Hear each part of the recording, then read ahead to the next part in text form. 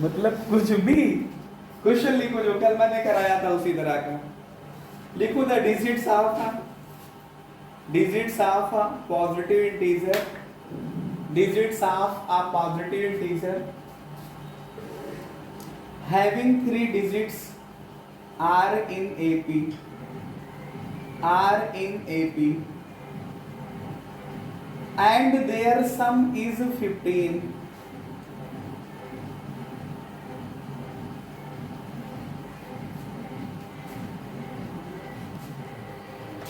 The number obtained by reversing the digit is the number obtained by reversing the digits is 549 less than original number. 549 less than original number. 549 less than original number. Find the number. Find the number. Find the number. Question जो हमारे पास है वो ये लिखा है कि the digits of a positive integer having 3 digits are in AP. 3 अंकों की कोई संख्या है ना, 3 अंकों की जो संख्या है उनके अंक जो है वो समांतर श्रेणी में है। 3 अंकों की संख्या है उसके अंक कैसे हैं, समांतर श्रेणी में है। एंड देयर सम इज 15 और उनके अंकों को जोड़ोगे अगर तो आता 15 है। कितना आएगा, 15 आता है। फिर उसके बाद में लिखा है the number obtained by reversing the digit is 594। 594 less than the original number. कहा ये जा रहा है कि अगर जो डिजिट है ना उनकी प्लेस को आपस में इंटरचेंज कर दोगे, मतलब इकाई वाला इकाई दहाई सैकड़ा होता है तो इंटरचेंज करने का मतलब सैकड़े वाले को कहाँ ले आओ, इकाई वाले पे ले आओ। टेंस वाले को कहाँ ले आओ, यूनिट वाले पे ले आओ। और हंड्रेड वाले को कहाँ पे ले आओ, यूनिट वाले पे ले आओ। तो जो डिजिट होगी उसका प्लेस रिवर्स हो जाएगा, ये माना जाएगा। ठीक है, मतलब अंकों को आपस में जो है परस्पर बदल दिया जाए तो जो संख्या मिलती है वो ओरिजिनल नंबर से मतलब मुख्य संख्या से जो है 594 कम है। ये बात समझ पा रहे? एक छोटे से एग्जांपल से आपको दिखाते हैं रिवर्स करना। जैसे मान लो किसी ने कहा सर 132 लिखा, 132 लिखा। अब इसको रिवर्स करने का मतलब ये 2 जो है 2 कहाँ पे है, यूनिट पे है, इसको यहाँ पे ले लो 100 पे, और फिर ये 3 और फिर लास्ट में 1। तो ये हुआ रिवर्स करना। तो बताइए किसका प्लेस नहीं चेंज हो रहा, जो दहाई का अंक है, जो टेंस प्लेस डिजिट है उसका प्लेस नहीं चेंज हो रहा। समझ पाए? बोले सब लोग समझे इसे। एक हमारे पास 3 अंकों की संख्या है, 3 डिजिट नंबर है, जिनके नंबर्स जो हैं 3 डिजिट नंबर में जो डिजिट्स हैं वो एपी में हैं। ठीक है, फिर उसके बाद में लिख रहा है कि उनके डिजिट को ऐड करोगे तो 15 आता है। फिर लिख रहा है कि अगर डिजिट को इंटरचेंज कर दोगे तो जो नंबर मिलेगा वो ओरिजिनल नंबर से 594 लेस हो जाएगा, मतलब कम हो जाएगा। तो कह रहे हैं कि आप बताइए 3 डिजिट नंबर कौन सा है। तो सबसे पहले 3 डिजिट नंबर के लिए इनके डिजिट्स को कंसीडर कर लेते हैं। समझ रहे हैं? Let us consider। बातें कोई नहीं करेगा, चाहे यहाँ उपलब्ध हो या अपने घर में देखते समय।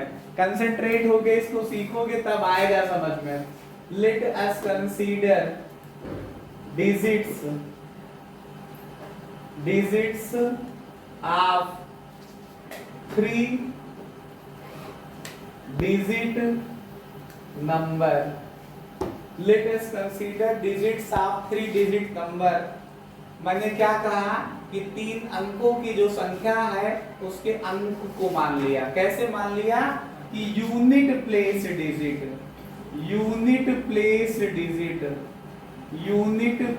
डिजिट का हिंदी में लिखोगे तो इकाई का अंक कहते हैं लोग इसे। क्या है मैंने a माइनस डी मान लिया। आप लोगों को मैं याद दिलाता हूं थोड़ा से, मैंने जब 3, 5, 7 नंबरों को मानना सिखाया था एपी में, एक बढ़िया से वीडियो शूट किया था। मान लो कोई नंबर a है, अगर एपी में है तो अगला टर्म a प्लस डी होगा, अगला a प्लस 2d होगा, अगला a प्लस 3d होगा, अगला a प्लस 4d होगा। इसके अगर आगे को बढ़ो तो dd प्लस हो रहा है, इसके बैक जाओ तो d माइनस हो रहा है। तो इसके बैक अगर जाएंगे तो a माइनस का d होगा, a माइनस 2d होगा, a माइनस 3d होगा, a माइनस 4d होगा। मैंने आप लोगों को बताया था कि जब AP में 3 टर्म मानने हो तो एक ये सेंट्रल मानो, फिर एक उसके आगे, फिर एक इसके आगे, तो ये 3 मान लेंगे। अगर आपको 2 मानना हो या 4 मानना हो या 6 मानना हो तो सेंटर वाले को छोड़ दिया करो। एक ये मानो तो फिर एक इसके पीछे वाला ये मानो। अगर हमको क्या मानना होता, 2 अंक मानना होता, 2 डिजिट नंबर होता तो ये कंसीडर करते। 4 मानना होता तो फिर एक छोड़ करके ये ले लो और इधर एक छोड़ करके ये ले लो। तो 1, 2, 3, 4 के केस में आ जाते हैं। तो 3 के केस में क्या मानेंगे, सेंटर वाले को लेकर के चलते हैं, 1, 2 और ये 3। ठीक है, ये बता चुका हूं लास्ट क्लास में हम, इसी वजह से मैं तुरंत लिखने लगा, मैंने फिर इसी वजह से आपको रिकॉल करा दिया कि एक बार फिर से आपको याद आ जाए। तो एक नंबर क्या, a माइनस डी, अगला a और अगला क्या हो रहा है, a प्लस डी। जब 3, 5, 7 मानना होगा तो लगातार मानते हैं डी डी की गैपिंग करके। 2, 4, 6, 8, 10 मानना होगा, मतलब इवेंट टर्म मानना हो तो एक छोड़ करके मानते हैं। और ऑड टर्म्स मानना होगा तो a के एक आगे के 2, जैसे मान लो 5 मानना है तो a से 2 आगे के और 2 पीछे वाले ले लेते हैं एक सीक्वेंस में। तो फर्स्ट टर्म a माइनस का d, यूनिट प्लेस डिजिट हुआ, tens place digit, tens place digit, इसको बोलते हैं, हिंदी वाले पढ़ते हैं दहाई का अंक। क्या होगा, एक और एक होगा हंड्रेड्स प्लेस डिजिट, सैकड़ा का अंक। क्या होगा, a प्लस डी। ये बात अगर आपको कंफर्म है तो अच्छी बात हो रही है, फिर अगर आप इसको समझ पा रहे हैं। ठीक है, ये 3 अंक हमने मान लिया। अब एक बात समझिए, क्वेश्चन की पहली लाइन पढ़िए तो उसने कहा है, क्या कहा है कि इनके डिजिट का जो समेशन है वो 15 है। कितना है, डिजिट का समेशन 15 है। According to question sum of digits is equal to 15 है। तो डिजिट का समेशन करोगे आप लोग तो पहली डिजिट a माइनस डी, फिर a और फिर a प्लस का d, इनका समेशन करोगे तो 15 आ जाएगा। इसको सॉल्व करोगे d से d कट जाएगा, a प्लस a मिलकर के 3a, 15 हो जाएगा। तो a की वैल्यू 15/3 मतलब 5 आ जाएगा। जब हमारे पास a निकल के आ गया तो अब क्वेश्चन की अगली लाइन पढ़ेंगे हम, अकॉर्डिंग टू क्वेश्चन। एक बात चाहो तो यहाँ पे एक वर्ड और हम लिख सकते थे, पहले 3 डिजिट नंबर। नहीं लिखा है तो अब लिख लेते हैं, क्योंकि क्वेश्चन की पहली लाइन में ही सबसे पहले मुझे समेशन दिखा था कि 3 अंकों का योग 15 है, मैंने जोड़ करके 15 लिख दिया। अब 3 डिजिट नंबर की जब बात करेंगे हम, क्या 3 डिजिट नंबर, 3 अंकों की संख्या, क्या है 3 डिजिट नंबर, समझिए। हमने कहा था यूनिट प्लेस, जैसे जब आप लोग लोअर क्लास में पढ़ते हैं, मान लो आप सेकेंड या थर्ड में जब पढ़ते थे, किसी ने कहा सर 152 लिखा है, इसको एक्सपैंड करिए, प्रसार करिए, तो आपको मैथमेटिक्स पढ़ाने वाले जिस व्यक्ति ने भी पढ़ाया होगा कहा होगा ये 1 है, इसके आगे ये 2 जीरो बढ़ा दो। फिर कहा होगा प्लस करो, ये 5 है, उसके आगे 1 जीरो बढ़ा दो। फिर कहा होगा लास्ट में 2 है, उसके आगे कोई नहीं तो कोई जीरो ना बढ़ाओ। ये तरीका बिल्कुल गलत होता है पढ़ाने का। एग्जैक्ट ये होना चाहिए कि ये आपके पास इकाई का अंक है 2, इसको 1 से गुणा कर दो। ये दहाई का अंक है 5, इसको 10 से गुणा कर दो। ये सैकड़ा का अंक है 1, इसको जो है 100 से गुणा कर दो। कितने से गुणा कर दो? 100 से। तो जितना आए इन सबको जोड़ लो, बाद में जितना आए जोड़ो तो 2 + 50 + 100, फाइनल रिजल्ट ये आपका आ जाएगा। ये तरीका होता है 2 डिजिट, 3 डिजिट, 4 डिजिट, जितने भी डिजिट का केस हो ऐसे हल कर सकते हो। तो हमारे पास 3 डिजिट का है केस, तो हम करेंगे क्या? 100th प्लेस डिजिट को 100 से मल्टीप्लाई करेंगे, तो 100 × a प्लस का डी। 10th प्लेस डिजिट को दहाई को हम 10 से गुणा करेंगे और इकाई वाले को 1 से गुणा कर देंगे, फिर सबको जोड़ देंगे तो 3 अंकों की संख्या निकल आएगी। समझे? बोलो, सैकड़ा वाले को 100 से, दहाई वाले को 10 से, इकाई वाले को 1 से। 100th प्लेस डिजिट को 100 से, 10th प्लेस डिजिट को 10 से और यूनिट प्लेस डिजिट को यूनिट से मल्टीप्लाई करके जोड़ दिया जाए। तो जोड़ो भाई, कितना आएगा? ये आएगा 100a प्लस का 100d प्लस का 10a प्लस का 1a माइनस 1d। इन सबको जोड़ोगे तो आप देखोगे तो 111a आ जाएगा, 111a। 100d से 1d माइनस होगा तो प्लस का 99d आ जाएगा। फिर उसके बाद में अगर हम डिजिट को रिवर्स कर दें तो जो 3 डिजिट नंबर मिलेगा वो कौन सा होगा? If digits are reversed then 3 digit number. Hindi में लिखना हो तो आप लोग लिखिएगा, यदि अंकों को आपस में बदल दिया जाए तो 3 अंकों की संख्या। यदि अंकों को आपस में बदल दिया जाए तो 3 अंकों की संख्या कौन होगी? बदलने का तरीका मैं भी आपको समझाया। मान लो 152 लिखा है, आप इसको उल्टा लिखने शुरू करिए। 1 5 2 लिखा है, इसको उल्टा लिखिए तो क्या लिखोगे? 2 5 1। जब 2 5 1 लिखोगे तो इसका मतलब है 2 वाला कहाँ, यूनिट वाला कहाँ चला गया? 100th पे, और 100 वाला कहाँ चला आया? यूनिट पे। 5 जो 10th प्लेस डिजिट था, दहाई का अंक था, वो नहीं बदल रहा है, तो वही कार्य यहाँ पे करिए। आपका यूनिट वाला ये कहाँ चला जाएगा? 100 पे, तो 100 × a माइनस कर d प्लस 10th वाला नहीं चेंज होगा तो 10a, और 100th प्लेस वाला कहाँ चला जाएगा? यूनिट पे, तो यूनिट से मल्टीप्लाई कर दीजिए।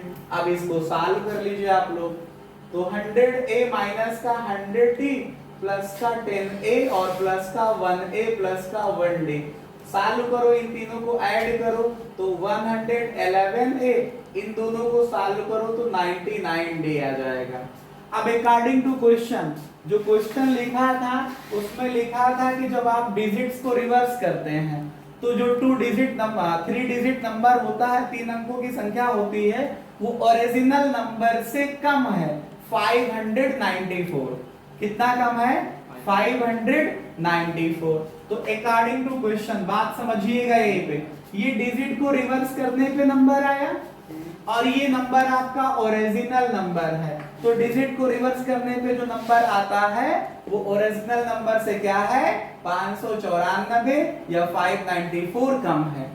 तो इसका मतलब आया 111a माइनस का 99d, जो ये वैल्यू है ये कितना है? 111a प्लस का 99d कितना है? प्लस का 99d। ये आपके पास रिवर्स वाला नंबर है और ये ओरिजिनल नंबर है, तो रिवर्स वाला नंबर ओरिजिनल नंबर से कम है। कितना कम है? 594 कम करोगे तो इक्वल आ जाएगा। ठीक है, अब आप इसको सॉल्व कर सकते हैं। मैथमेटिक्स ये कहती है कि आप इन दोनों को जब ट्रांसफर करोगे एक तरफ तो 111a से 111a कैंसिल हो जाएगा, इधर बचेगा माइनस का 99d और प्लस इधर इक्वल्स के इस तरफ बचेगा प्लस का 99d और माइनस का 594। तो इनको ट्रांसफर कर लो, -99D और माइनस का 99D ये भी हो जाएगा, तो माइनस का कितना बचेगा 594, तो -198 आ जाएगा। इन दोनों को जोड़ोगे तो 198 आ जाएगा। कितना आ जाएगा, अब यहां से D निकालो तो 594 बटे -198 कितना आ जाएगा। आप समझ पा रहे हैं कि ना, 99 दोनों माइनस में ऐड करेंगे तो 2 कम 100 हो जाएगा, तो 2 कम 100 का मतलब 198। अब ये माइनस माइनस कट जाएगा, जब आप D की वैल्यू देखोगे इससे इसको डिवाइड करो, 3 बार जाएगा शायद, ये चेक कर लो आप, ये 3 बार ही जाएगा, समझे। जब ये 3 बार जाएगा तो फिर मेरे पास थोड़ा से स्पेस बचा है, इसी में मैं आपको सॉल्व करके दिखा देता हूं। अब अगर आप निकालते, आपसे पूछा गया था कि 3 डिजिट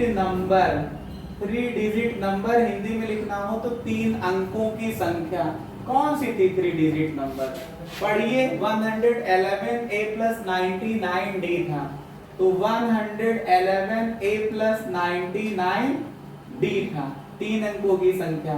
अब आपके पास आया 111A की वैल्यू 5 + 99 इंटू D की वैल्यू 3, आप इसको गुणा करेंगे 555 आ जाएगा, और प्लस इसको गुणा करेंगे 9 त्रिक 27, 9 त्रिक 27 2 29 आ जाएगा। अब आप बड़ा से लिख करके 555 और 297 को जोड़ लीजिए, तो आपके पास 5 7 12 हो जाएगा, 9 5 14, 1 15 हो जाएगा, 5 2 7 1 8, कुल मिला के 852 आ जाएगा। S22 Ragho buys a shop. SHOP लिखना नहीं, SOAP लिख दो। Ragho buys a shop for rupees, Ragho buys a shop for rupees 1,20,000, 1,20,000, 1,20,000। He pays half of the amount in cash. He pays half, HALF लिखो, half of amount in cash, half of amount in cash, and agrees to pay the balance, agrees to pay the balance in 12 annual installment, agrees to pay the balance in 12 annual installments of ₹5,000 each, of ₹5,000 each। आगे लिखा है if the rate of interest is 12%, if the rate of interest is 12% and he pays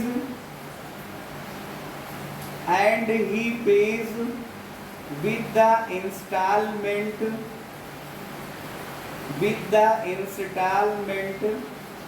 the interest due on the unpaid amount, interest due on the unpaid amount, interest due on the unpaid amount, interest due on the unpaid amount, find the total cost of the shop, find the total cost of the shop, find the total cost of the shop। Question को समझिए, पहली line पढ़ते हैं, लिखा है Raghav buys a shop for ₹1,20,000। कोई नाम है किसी व्यक्ति का राघव, उसने जो है एक दुकान 1,20,000 में खरीदी। अगर आपको हिंदी में भी लिखना हो तो जो मैं बोल रहा हूं इन हिंदी आप लिख सकते हैं कि राघव ने एक दुकान 1,20,000 में खरीदी। He pays half of the amount in cash। उसने आधा जो है पैसा नगद दे दिया। आधा पैसा का मतलब हुआ 1,20,000 की दुकान थी, उसने 60,000 रुपए आधे हुए उसको नगद दे दिया, ठीक है। And agrees to pay the balance in 12 annual instalment of ₹5,000 each. और ये सहमति बन गई कि जो बाकी का पैसा है वो 12 किस्तों में 5-5 हजार रुपए हर किस्त में दे दिया जाएगा। लेकिन एक सहमति और बनी, 5-5 हजार रुपए तो हर किस्त में दिया जाएगा, उसके साथ साथ लिखा है कि if the rate of interest is 12% और 12% उसे रेट ऑफ इंटरेस्ट मतलब ब्याज भी देना पड़ेगा। जो ब्याज देना पड़ेगा वो क्या लिखा है कि he pays with the installment interest due on the unpaid amount। जो बचा हुआ धन होगा उस पे उसे 12% का इंटरेस्ट जमा करना पड़ेगा।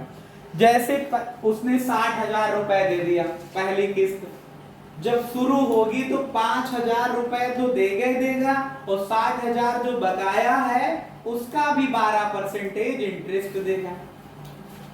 फिर दूसरी किस्त जब देने जाएगा तो 5,000 तो देगा ही देगा और बकाया कितना बचा 55,000। भाई 60,000 पहले बकाया, फिर 5,000 उसने दे दिया और प्लस ब्याज दे दिया, फिर बकाया कितना बचा 55,000, फिर 5,000 दिया प्लस 55,000 का ब्याज दिया, फिर बकाया कितना बचा 50,000, फिर 5,000 दे दिया और बकाया 50,000 का 12% ब्याज दे दिया, फिर बकाया बचा 45,000, 5,000 दिया प्लस 45,000 का ब्याज दे दिया। ये कार्यक्रम तब तक चलेगा जब तक कि उसके 60,000 बकाया चले ना जाए। तो 12 किस्तों में 60,000 चले जाएंगे 5-5 हजार की दर से। समझ पा रहे हो? तो कह रहे कि बताओ कि राघव को ये दुकान कितने रुपए की पड़ी। What is the total cast of the shop. Raghav ने जो दुकान खरीदी थी 1,20,000 की, उसको दुकान पड़ी कितने की। तो पहले तो 60,000 नगद दे दिया था, फिर 5-5 हजार की 12 किस्तें दे रहा। अगर ब्याज ना देना पड़ता तो 60,000 पहले दिया, 12-5 60,000 इधर दे देता, 1,20,000 की पड़ जाती। लेकिन वो हर महीने ब्याज भी तो दे रहा है, तो ब्याज सहित तो कुल कितने रुपए की पड़ी, उसके लिए हम आपके सामने इसको सॉल्व करने जा रहे हैं। ईमानदारी से सीखिएगा प्रश्न को। देखो, मनी या पेमेंट जो भी लिखो, money paid by Raghav, money paid by Raghav in first instalment. मतलब हिंदी में लिखना हो तो लिख सकते हैं आप लोग, राघव ने पहली किस्त में जो धन दिया है उसका मान, राघव द्वारा पहली किस्त में दिया गया धन, ठीक है, कितना दिया 5,000 दिया और प्लस 12% किसका, अनपेड अमाउंट का, अनपेड अमाउंट का, अनपेड अमाउंट का, अनपेड अमाउंट का 12%। तो 5,000 तो ये दिया ही दिया, प्लस 12% का मतलब गुणा और बटे 100 करोगे। अनपेड कितना है भैया 60,000 रुपए। ये 00 से 00 कैंसिल हो जाएंगे, 5,000 आया और प्लस का 12 को 600 से गुणा करोगे, 12×6 = 7200 आ गया। तो 7×5 = 12,200 की पहली किस्त पड़ी उसके, 7×5 = 12,200 की पहली किस्त में उसको देना पड़ा, ठीक है। फिर ऐसे निकाल लेते हैं, money paid by Raghav in second instalment, जो दूसरी किस्त में राघव द्वारा दिया गया धन, दूसरी किस्त में राघव ने जितना पेमेंट किया है उसको लिखने जा रहे हैं। दूसरी किस्त में राघव द्वारा दिया गया धन कितना, 5,000 प्लस 12% किसका, अनपेड मनी का। अनपेड अमाउंट भी लिख सकते हो आप लोग, बचे धन का, जो बचा धन है। कितना बचा, पहले 60 दिया, फिर 5 दिया, 65 दे दिया, कितना बचा, 55,000। तो ये कितना आ गया हमारे पास, 5,000 प्लस 12% का मतलब 12/100 और 55,000 का। ये डबल जीरो से ये कट जाएंगे, ये 5,000 आया, 12 पंचे 60 आया, 12 पंचे 60, 6 66 ये तो कितना आएगा, 11,600 रुपए। कितना कम पड़ गया, 600 रुपए कम पड़ रहा। अभी एक और निकालेंगे, अभी हम थर्ड फोर्थ तक निकालेंगे। आप लोग बार बार वही लैंग्वेज लिखेंगे, money paid by Raghav in third instalment. Third instalment, तीसरी किस्त में राघव द्वारा दिया गया धन। हिंदी में लिखना तो लिखिएगा, तीसरी किस्त में राघव द्वारा दिया गया धन 5,000 तो देते ही देते हैं, प्लस 12% किसका, अनपेड अमाउंट का। अनपेड अमाउंट का, अब ये 5,000 आया, प्लस 12% का मतलब 12/100। अनपेड कितना हुआ, 60,000 था, पहली बार में दिया 5,000, दूसरी बार में दिया 5,000, तो कितना चला गया, 10,000। अनपेड बचा 5,000, तो 5,000 का 12%। ये डबल जीरो से डबल जीरो कैंसिल, ये 5,000 आया, प्लस 12 पंचे 60, एक जीरो आपको यहां और बढ़ाना पड़ेगा, 50,000 है ना, तो 12 पंचे 60 और डबल जीरो वो, तो कितना आया, 11,000 रुपए आ गया। ये ऐसे ही चौथी किस्त का निकाल डालो, मनी पेड बाई कौन, राघव इन फोर्थ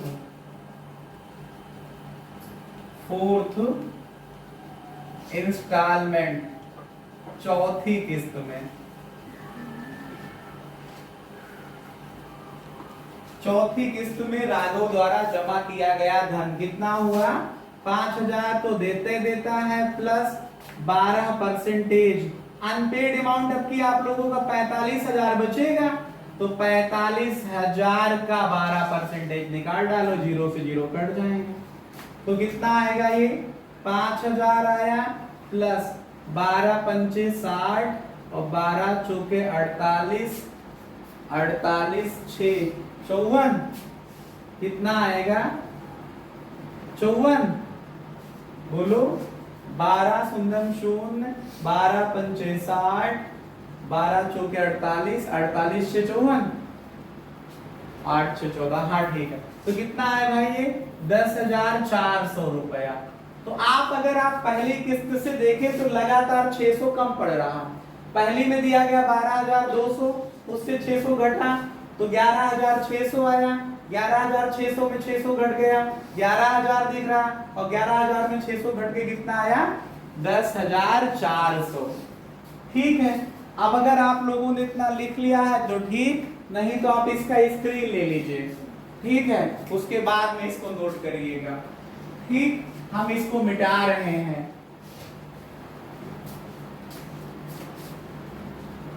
अब हम निकालने जा रहे हैं टोटल मनी, टोटल अमाउंट या money, amount paid by Raghav, Raghav द्वारा दिया गया कुल धन कितना, पहले तो 60,000 दे ही देते हैं, प्लस फिर किस्त में कितना देते हैं, पहली किस्त में राघव दे रहे हैं 12,200, दूसरी किस्त में दे रहे हैं 11,600, तीसरी किस्त में दे रहे हैं 11,000 रुपए, चौथी किस्त में दे रहे हैं 10,400। ऐसे कितनी किस्तें देंगे? 12 टाइम्स। कितने बार देंगे? 12 बार देंगे जाकर के ऐसी किस्तें। तो ये आपके पास आया 60,000 प्लस ये आपके पास समांतर श्रेणी या एपी बन रही है जिसका पहला पद 12,200 है और अंतर -600 का है। बढ़ नहीं रहा, घट रहा है, तो डी का मान माइनस का 600 हुआ। तो और नंबर ऑफ टर्म कितने लोग हैं? ये 12 लोग हैं। तो आया कितना? n/2 इंटू 2, a का मतलब 12,200 प्लस n-1 इंटू डी का मतलब -600। ये आपके पास आया 60,000 प्लस इसको डिवाइड करोगे 6 आएगा, इसको 24,400 लिख सकते हो। 12,200 को 2 से मल्टीप्लाई करो, 12 24,000, 200 को 400, ये 1100 आएगा। 1100 को ये सारी 11 आएगा, 11 को 6 से मल्टीप्लाई करोगे 66 और डबल 0 हो जाएंगे। 11 आएगा, 11 को 6 में मल्टीप्लाई करो, 11 6 का 66 और डबल 0। तो आपके पास 24,400 में से 24,400 में से आपको घटाना है कितना? 6,600। ये 0 0 14 से 6 जाएंगे 8, यहाँ 7 3 से 6 जाएंगे 7 7 6 13 17 6 23। सही है, आएगा इतना घटाने पे। इसको देख लीजिए, इसके बाद में कितना आया? ये 60,000 आया प्लस 6 गुणे कितना आया? 17,800 रुपया। इसको मल्टीप्लाई करिए, 6,000 60,000 आया प्लस 0 0 6 8 48 के 8 हासिल 4 6 7 42 42 4 46 हासिल 4 और 6 51 6 4 10। तो 1,06,800 तो खाली ये हो गया जा करके, और ये 6 जोड़ो 60,000 जोड़ोगे तो 1,66,800 रुपया आए। तो कुल दुकान कितने रुपए की उसकी पड़ी? बोलो 1,66,800 रुपए की दुकान पड़ी। 1,20,000 की जो दुकान थी, 1 साल बाद आधा तो पैसा दे दिया था, आधे पे ब्याज चल रहा था, और जो ब्याज चलने के बाद एक ही साल में पेमेंट फुल कर दिया 12 किस्तों में। लेकिन दुकान कितने की पड़ गई जाकर के? 1,66,800 की। तो कितने का घाटा हो गया उसका? 1,20,000 की थी, 66 का मतलब 46,800 रुपए उसे ज्यादा देना पड़ रहा। ठीक है, ऐसे ही क्वेश्चनों के लिए मुझे जो है देखते रहो।